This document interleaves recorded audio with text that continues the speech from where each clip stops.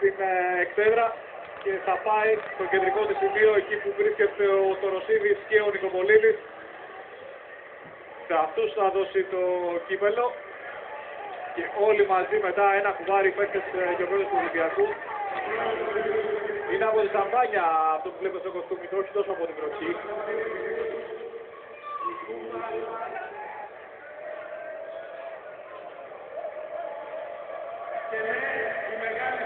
Μαζί λοιπόν το Ρωσίδης Νικοπολίδης σηκώνουν το κύπελο του πρωταθλητή στον ουρανό του Πειραιά.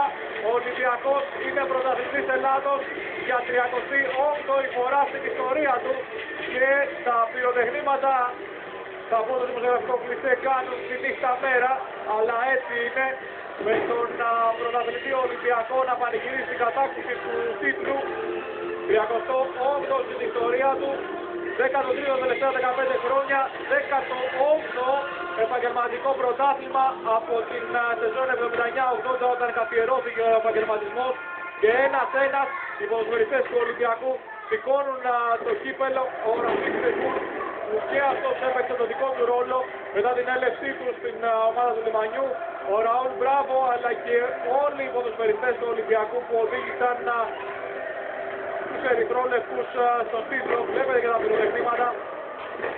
Μια εντυπωσιακή ατμόσφαιρα λοιπόν στο Γεώργιος Καραϊσκάκης.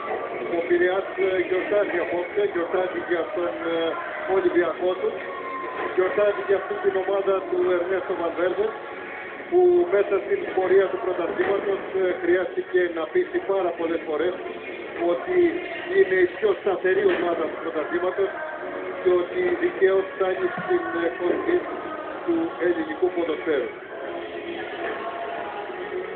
Όλοι μαζί λοιπόν με το κύπελο του πρωταθλητή στα χέρια. Σε λίγο θα ξεκινήσει και ο γύρος του Τριάμβου για τους ποδοσφαιριστές του Ολυμπιακού. Επιτρέπουν τους στόχους μιας ολόκληρης σεζόν να φτάνουν στο τέλος με τον πλέον επιτυχημένο τρόπο, με το κύπελο του πρωταθλητή στα χέρια τους. Ο Όλος Νέρβερ σηκώνει ψηλά το τρόπαιο όπως και ο Νταβίντ Φουστέρ από τους πρωταγωνιστές. Άλλωστε, όπως είπε και εσύ πριν Στράτο, χρειάζονται και οι αφανείς εργάτες και αφανείς σύντορες όπως λέω πολλές φορές, αλλά βέβαια για να φτάσει στο τίτλο χρειάζονται και οι πρωταγωνιστές. Και από αυτούς ο Ολυμπιακός είχε αρκετούς και τον Κέβιν Μιραλάση, τον Νταβίντ Φουστέρ, Πολυβόλα, τον Ράβιν Σεμπούρ, τον Φρανσουά Μοδέστο. Και βεβαίως ο πρωταγωνιστής εδώ, αρχιτέκτονας αυτής της επιτυχίας, ο Ερνέστο Βαλβέρντε, ένας προπονητής που και αυτός αμφισβητήθηκε σε κάποιες φορές, κυρίως τότε που ο Ολυμπιακός δεν τα κατάφερνε και τόσο καλά στα ντέρμπι, για να φτάσει σε αυτό το εντυπωσιακό 6-0 επί της ΑΕΚ. Και βεβαίως ο Ερνέστο Βαλβέρντε σημασία έχει το αποτέλεσμα, οδήγησε τον Ολυμπιακό στην κατάκτηση του τίτλου και τώρα άτος εδώ πανευτυχής με το κύπελο του πρωταθλητή Ελλάδας.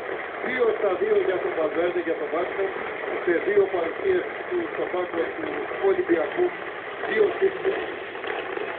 Και εδώ ο Αντώνης Νικοπολίδης, πραγματικά μια πολύ μεγάλη προσωπικότητα, 40 ετών και 4 μηνών, ο μεγάλος αυτός ποδοσφαιριστής εγκαταλείπει την ενεργό δράση. Και οι μικροί του Ολυμπιακού που θέλουν να έχει συνέχεια αυτή η στιγμή και να μην είναι η τελευταία για αυτούς.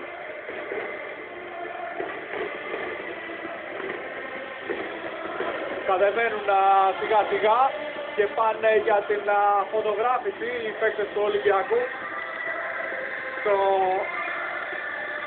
ειδικά διαρρυθμισμένο κομμάτι του γηπέδου, εκεί που είναι σαν κορνίζα και γράφει πρωταθλητές 2010-2011 και μάλιστα το γράφει σε όλες τις γλώσσες, από τις αρκετές γλώσσες, όχι σε όλες, όπως μπορώ να διαπιστώσω, και στα πορτογαλικά και στα ισπανικά, στα ρώσικα, στα αραβικά.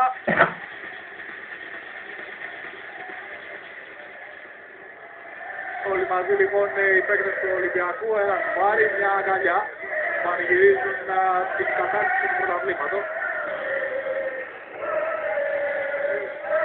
Με τον Αντώνη Νικοπολίδη στο κέντρο ακριβώς. Πρωταθλητής Ευρώπης με την εθνική μας ομάδα το 2004. Πολυνίκης παίκτης με 23 εγχώριους τίτλους. ο μοναδικός παίκτης που κατέκτησε 3 συνεχόμενα νταμπ το 2004, το 2005 και το 2006. Ο παίκτης με τη μεγαλύτερη θητεία στην μεγάλη κατηγορία, 22 χρόνια.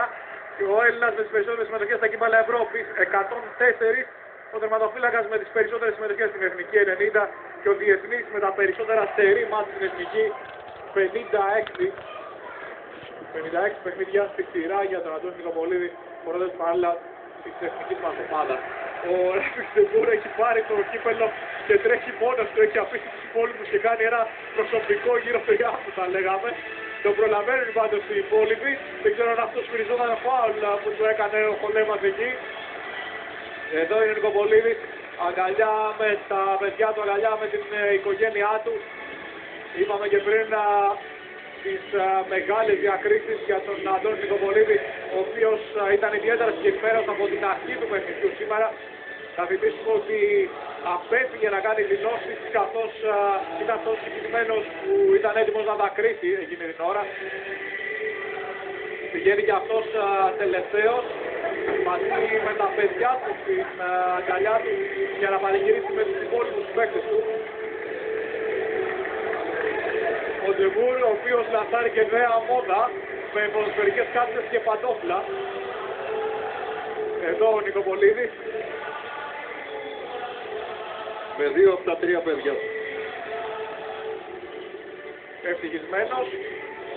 Ίσως το πιο σημαντικό βάρος που έχει σηκώσει στην καριέρα του είναι αυτό που σηκώνει τώρα. Είναι ένα φινάλε το οποίο θα ονειρευόταν κάθε ποδοσφαιριστή σε όλο τον πλανήτη. Δηλαδή να κλείνει έτσι την καριέρα του και με 24 τίτλους, 23 ελληνικούς και τον έναν βέβαια του πρωταθλητή Ευρώπης με την Εθνική Ελλάδα το 2004. Εδώ βλέπετε τους ποδοσφαιριστές του Ολυμπιακού με μέλη της οικογένειας τους να πηγαίνουν όλοι μαζί κάνοντας αυτόν τον γύρο του Τριάδου για να γνωρίσουν την αποδόση από τους φίλους τους που ιδίως εδώ στο Καραϊσκάκι νομίζω ότι τους αντέβησαν και με το παραπάνω. Έτσι, αν εξαιρέσουμε τα δύο μάτια κλεισμένων με την Κέρκυρα και τον Εργοτέλη, σε όλα τα υπόλοιπα 13 όσοι συνέρχονται στο Καραϊσκάκι απίλαυσαν εξαιρετικό θεάμα και πάρα πολλά γκολ από τον Ολυμπιακό. Βλέπουμε τις ωραίες εικόνες με τους ποδοσφαιριστές του Ολυμπιακού. Το Ριέρα εδώ. Αγκαλιά με τα παιδιά τους, τα οποία βέβαια είναι αρκετά και τόσο μικρής ηλικίας που δεν μπορούν να συνειδητοποιήσουν τι ακριβώς συμβαίνει, έτσι. Και όταν τα φώτα σβήσουν εδώ στο Καραϊσκάκι απόψε και τελειώσουν τα πανηγύρια και οι χέτες, ο Ολυμπιακός θα πρέπει να αρχίσει να βάζει τον προγραμματισμό του για το μεγάλο του ραντεβού που είναι στο Champions League στην προσεχή περίοδο.